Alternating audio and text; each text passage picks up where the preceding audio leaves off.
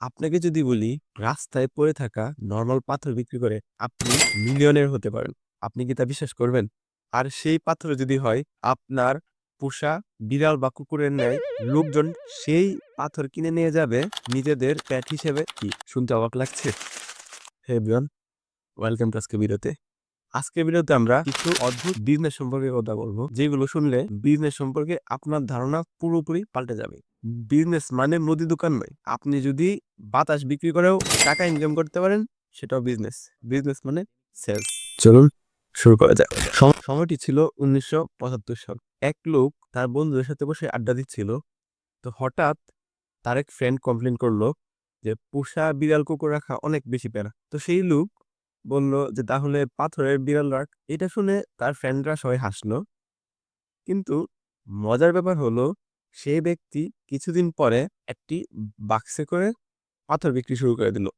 Simple matter, তার কাছে একটি ডেকোরেটিভ বক্স আছে, একটি পাথর নর্মাল যে কোনো জায়গায় পাওয়া যায়, রাস্তায় পড়ে থাকে, এবং থার্ডলি একটি ফানি ম্যানুয়াল। যে ম্যানুয়ালটি ছিল যে কিভাবে আপনি আপনার রককে ট্রেন করতে পারেন। প্রাইস মাত্র $4। তার বন্ধু বান্ধব ভাবলো সে হয়তো বা পাগল হয়ে গেছে, কিন্তু রূপজন এ ব্যাপারটাকে খুবই ফান হিসেবে নিল এবং মাত্র কয়েক মাসে সে $1 মিলিয়ন মালিক হয়ে যায় এবং সে একটি ওয়েবসাইট খুলে how to train your pet rock. দেখেন এখানে আমাদের শিক্ষণীয় বিষয় কি, সে কিন্তু পাথর বিক্রি করেনি। নর্মাল পাথর আপনি $4 কখনোই কিনবেন না, বাংলাদেশি টাকায় 400-500 টাকা, অসম্ভব। কিন্তু সে বিক্রি করেছে প্যাকেজিং, স্টোরি এবং এমন একটি স্টোরি যে স্টোরির সবাই ফান হিসেবে নিছে। তার মানে সে ফান বিক্রি করেছে। বিজনেস করার জন্য আপনার ভালো প্রোডাক্টের দরকার নেই, আপনার দরকার একটি ইউনিক স্টোরি। অবাক হচ্ছেন? না, অবাক হবেন না। অবাক হওয়ার জন্য আরো অনেক কিছু বাকি আছে। এটা তো সবে শুরু। নিউ ইয়র্কে যখন নতুন আইফোন লঞ্চ করা হয় তখন লোকজন বিশাল লম্বা লাইন দিয়ে দাঁড়িয়ে থাকে নতুন লঞ্চ করা আইফোনটি কেনার জন্য। অনেকজন ঘন্টার পর ঘন্টা দাঁড়িয়ে থাকে। তো একটি স্কুল স্টুডেন্ট এই ব্যাপারটি লক্ষ্য করলো এবং সে লোকজনকে গিয়ে বলল যে আমি আপনাদের জন্য $40 পার আওয়ার লাইনে দাঁড়াবো। এবং যেহেতু আইফোন ক্রেতা, তারা অবশ্যই বেশ বিজি একজন লোক, সবাই মোটামুটি বিজি, টাকাওয়ালা। তো তাদের কাছে $40 ওই 1 ঘন্টা থেকে অনেক কম। তারা কি করলো? তারা তাকে ডিল করলো যে সে তাদের জন্য লাইনে দাঁড়াবে। এবং ওই ছেলেটি কি করলো? সে তার স্কুল ফ্রেন্ড যারা আছে তাদেরকে $20 রাজি করানো যে তারা ঘন্টায় $20 লাইনে দাঁড়াবে। মাত্র একদিনে সে প্রায় 10-15 হাজার টাকা ইনকাম করে এই লাইন সার্ভিস থেকে। তো এরপরে সে এই কনসেপ্টটা নিয়ে একটি ওয়েবসাইট খুলে, সেম ওলে লাইন ডুটস, এবং একটি এখন বিশাল বড় একটি বিজনেস। এখানে সে কি বিক্রি করেছে? সে কিন্তু কোনো প্রোডাক্ট বা আইকন বিক্রি করেনি। সে একটি প্রবলেম সলভ করছে এবং একটি সার্ভিস বিক্রি করছে। আপনারা যারা চাকরিজীবী আছেন, আপনাদের বসের উপরে ক্ষিপ্ত, বা যারা স্টুডেন্ট আছেন আপনাদের টিচারের উপরে ক্ষিপ্ত,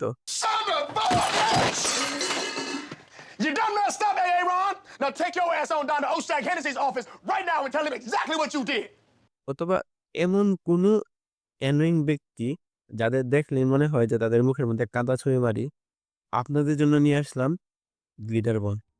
অস্ট্রেলিয়ান এক ব্যক্তি তার এনিমির উপরে ফ্রাস্ট্রেট হয়ে সোশ্যাল মিডিয়ায় পোস্ট করে যে আপনারা আমাকে আপনাদের এনিমির অ্যাড্রেস দেন, আমি তাদের ঠিকানায় গ্লিটার বম সেন্ড করব। তো এই পোস্টের এত বেশি সাড়া আসে যে সে সঙ্গে সঙ্গে একটি ওয়েবসাইট খুলে, শিপ ইউর এনিমি গ্লিটার, এবং এই ওয়েবসাইটটি এতটাই পপুলার হয় যে সে একদিনে প্রায় কয়েক হাজার অর্ডার পায় এবং মাত্র কয়েকদিনে সে মিলিয়নিয়ার হয়ে যায়। মজার ব্যাপার হলো সে কিন্তু কোনো প্রোডাক্ট সেল করেনি, সে ফ্রাস্ট্রেশন ফাইন্ড করছে এবং স্যাটিসফ্যাকশন বিক্রি করছে। সে প্রোডাক্ট হিসেবে কি রাখছিল? একটি সিম্পল এনভেলাপ, যে এনভেলাপের মধ্যে কিছু গ্লিটার থাকতো।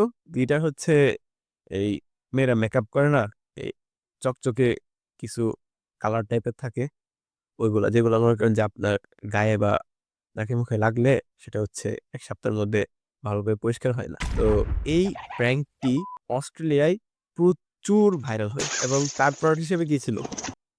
সিম্পল এনভেলাপ, অল্প কিছু গিটার। কিন্তু সে কি? সেলস এর কারণে সে মিলিয়নেয়ার হয়ে গেল। সে এমন একটি ফ্রাস্ট্রেশন ফাইন্ড করলো বা এমন একটি প্রবলেম ফাইন্ড করলো যার সলিউশন বেশ ফানি এবং অনেক বেশি ইফেক্টিভ। আচ্ছা, বাংলাদেশে আলু কয় টাকা কেজি? ৳20, ৳50। আপনাকে যদি আমি বলি যে আপনি ৳500 আলু কিনবেন, তাও মাত্র ১ পিস। আপনি কি বিশ্বাস করবেন? ইউএসএ তে এক লোক সে একটি আলু $৪-৫ বিক্রি করে। স্পেশালিটি কি? ওই আলুতে মেসেজ লেখা থাকবে I love you, sorry, I miss you, happy birthday এই টাইপের। যেটা একটি সারপ্রাইজ গিফট হিসেবে আপনি আপনার কোনো প্রিয়জনের কাছে সেন্ড করবেন। এই বিজনেসটি খুব দ্রুত ভাইরাল হয়ে যায়। কারণ লোকজন যখনই এই আলুটি দেখে তারা কি করে? তারা ফেসবুকে পোস্ট করে। তো একজন পোস্ট করে ১০০ জন দেখে বা ১,০০০ জন দেখে, তারা কি করে? তারাও ওই জিনিসটা অর্ডার করে, আবার পোস্ট করে, আবার অর্ডার করে এবং এরকম করতে, করতে এটি এতটাই ভাইরাল হয় যে এই বিজনেসটি শার্ক ট্যাঙ্কে ফিচার্ড হয়। এখন ব্যাপারটা কি? সে কি বিক্রি করছে? সে কিন্তু আলু বিক্রি করে নাই। সে একটি ভালো বক্সিং করত। একটি বক্সের মধ্যে খুবই ডেকোরেটিভ বক্সের মধ্যে একটি আলুর মধ্যে একটি মেসেজ লিখে সে হচ্ছে গন্তব্যস্থলে পাঠাতো। তো যার ঠিকানায় পাঠাইছে সে কি পাইতো? সে পাইতো একটি সারপ্রাইজ। সে কি বিক্রি করলো? সে বিক্রি করলো সারপ্রাইজ। সে কিন্তু কোনো প্রোডাক্ট বিক্রি করে নাই। সে কিন্তু আলু বিক্রি করে নাই। আপনি কখনোই ৳৫০০ দিয়ে একটি আলু কিনবেন না। অসম্ভব। তো আপনি বুঝতেই পারতেছেন বিজনেস মানে কম দামে জিনিস কিনে বেশি দামে সেল করা নয়।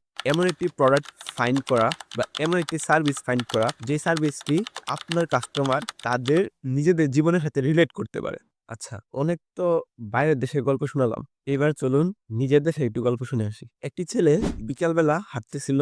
তো সে লক্ষ্য করলো যে বিকালবেলা তাদের নদীর পাড়ে প্রচুর লোক হাঁটতে আসে, ছবি তুলে। তো সে একটা জিনিস খেয়াল করলো যে তারা যে ছবি তুলে তাদের ছবিতে পারফেক্ট সানসেট ভিউটা আসে না। তো সে কি করলো? সে নদীর উপরে একটি মাচা তৈরি করলো, যে মাচার উপরে আপনি যদি দাঁড়ান তাহলে আপনি সুন্দর একটা পারফেক্ট সানসেট ভিউ পাবেন। তো সে মাত্র ৳10 ওই ভিউয়ে ছবি তোলার এন্ট্রি করে দিল। তো লোকজন কি করলো? লোকজন ওই জায়গায় ছবি তুললো। ছবি তোলার পর তারা কি সোশ্যাল মিডিয়ায় পোস্ট করলো। আরো লোকজন আসলো, আরো লোকজন ছবি তুললো, আবার সোশ্যাল মিডিয়ায় পোস্ট করলো। এরকম করতে, করতে তার প্লেসটি খুব দ্রুতই ভাইরাল হয়ে যায় এবং দেখা যায় যে সে মোটামুটি ভালো ইনকাম করতেছে। ভালো কথা। আপনি হলে কি করতেন? আপনি ওই মাচার পাশে আরেকটি মাচা তৈরি করতেন যাতে করে লোকজন খুব দ্রুত ছবি তুলতে পারে। কিন্তু সে এটা করেনি। সে ভাবলো যে লোকজন লাইনে দাঁড়িয়ে ছবি তুলতেছে, ভালো তার তো অপেক্ষা করতেছে। তো অপেক্ষার জায়গায় সে কি করলো? সে ফুচকার দোকান দিল, সে স্ন্যাক্স এর দোকান দিল, সে একটি ছোট মাচা তৈরি করে সেখানে কফি শপ দিল এবং দেখা গেল যে খুব দ্রুত এটা একটি কি পিকনিক স্পট হয়ে গেল। ছোট্ট একটি মাচা থেকে এটি picnic spot. Just business thinking. আপনাকে মাইন্ড ল্যান্ডার হতে হবে। আপনাকে বিজনেস মাইন্ডেড হতে হবে। আপনাকে জিনিসটা চিন্তা করতে হবে যে আপনি একটি ছোট্ট প্রবলেমকে কিভাবে একটি বড় বিজনেস এম্পায়ার হিসেবে তৈরি করতে পারেন। আপনার বিজনেস করার আগে আপনার বিজনেসম্যানদের মতো চিন্তা ভাবনা করতে হবে। যে কোনো বিজনেস গ্রো হওয়ার জন্য ৩টি স্টেপ খুবই গুরুত্বপূর্ণ। First, solving problem. আপনাকে অবশ্যই আপনার ক্রেতাদের কোনো না কোনো প্রবলেম সলভ করতে হবে। Second, story telling. আপনার প্রোডাক্টটির অবশ্যই একটি স্টোরি থাকতে হবে এবং থার্ড স্টেপটি খুবই গুরুত্বপূর্ণ। কারণ আপনি প্রবলেম সলভ করছেন, আপনি স্টোরি তৈরি করছেন আপনার প্রোডাক্টের, কিন্তু আপনি যদি সেলস না করতে পারেন তাহলে আপনার প্রোডাক্টের কোনো দাম নাই। থার্ড স্টেপটি হচ্ছে সেলস।